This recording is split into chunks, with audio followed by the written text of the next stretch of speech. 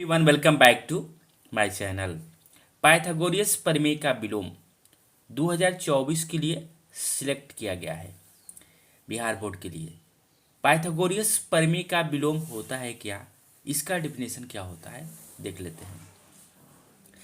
यदि एक भुजा का वर्ग है ना अन्य दो भुजाओं के वर्ग के योग के बराबर हो तो वह त्रिभुज समकोण त्रिभुज होता है। ऐसी त्रिभुज जिसका एक भुजा का वर्ग अन्य शेष दो भुजाओं के वर्गों के योग के बराबर होता है तो वह समकोण त्रिभुज होता है। यही हमें प्रूव करना है। ठीक है, यानी दिया है ए बी सी एक त्रिभुज है जिसमें ए सी स्क्वायर बराबर शेष दो भुजा क्या क्या बच रहा है, ए बी और बी सी, यानी A B square plus B C square के योग के बराबर होते हैं।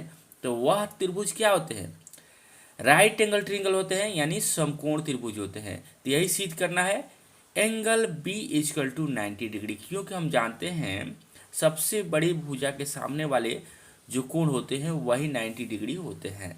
तो वही तो होंगे ना। हम क्या करते हैं, बनावट ले लेते हैं। बनावट जब तक नहीं लेंगे जब तक ये क्वेश्चन प्रूफ नहीं होगा। हम क्या करते हैं, A dash B dash C dash एक समकोण त्रिभुज खींचा। देखिए A dash B dash C dash एक समकोण त्रिभुज खींचा जिसमें ए बी भुजा के बराबर ए डैश बी डैश भुजा है एंड बी सी भुजा के बराबर बी डैश सी डैश भुजा है। ठीक है, अब हमें प्रूफ करना है। तो देखिए सबसे पहले जानिए क्या होता है मेरे प्यारे बच्चे। देखिए लिखेंगे समकोण त्रिभुज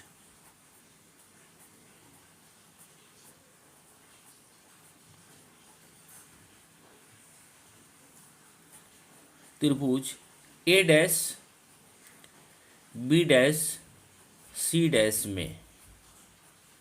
ठीक है, अब बताइए इसके ये कर्ण होंगे ना, ये 90 डिग्री के सामने भुजा कर्ण हो जाएंगे एच, यानी A dash C dash equal to क्या होंगे, A dash C dash equal to हो जाएंगे ए डैश बी डैश का whole square plus B dash C dash का होल स्क्वायर होंगे कि नहीं बताइए। मगर बनावट में क्या किया गया है, ए डैश बी डैश भुजा किसके बराबर है, ए बी के बराबर है, और बी डैश सी डैश भुजा किसके बराबर है, बी सी के बराबर है। बनावट में दिया गया है ना। तो आप इसको ऐसे भी कर सकते हैं, या ए डैश सी डैश, यानी ए डैश बी डैश को हम क्या लिख सकते हैं, ए बी लिख सकते हैं ना, ए बी स्क्वायर, इसको लिख सकते हैं बी सी स्क्वायर।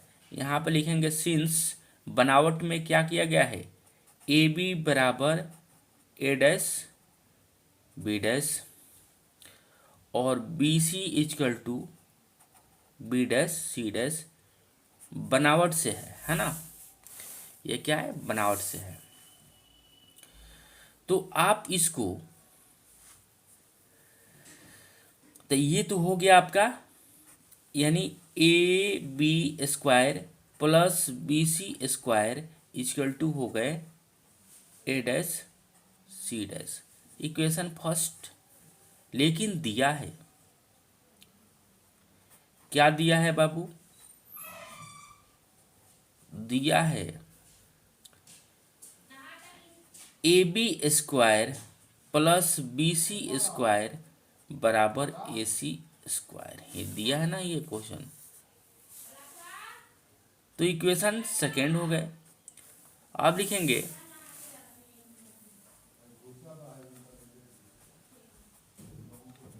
समीकरण फर्स्ट और सेकेंड से हम क्या देखते हैं,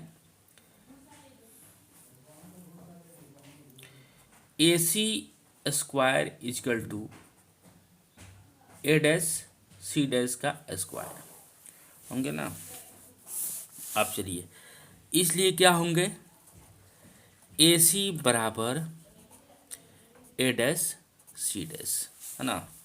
अब लिखेंगे अब थोड़ा सा ध्यान दीजिए। त्रिभुज ए बी सी तथा त्रिभुज A dash B dash C dash, ठीक है। लिखेंगे ए बी भुजा किसके बराबर है? A dash B dash. B C भुजा किसके बराबर है? B dash C dash. ये है बनावट से, है ना।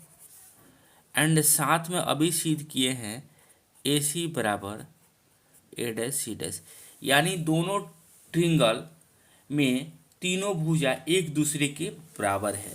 जब बराबर ही है तो इसमें पूछना क्या है?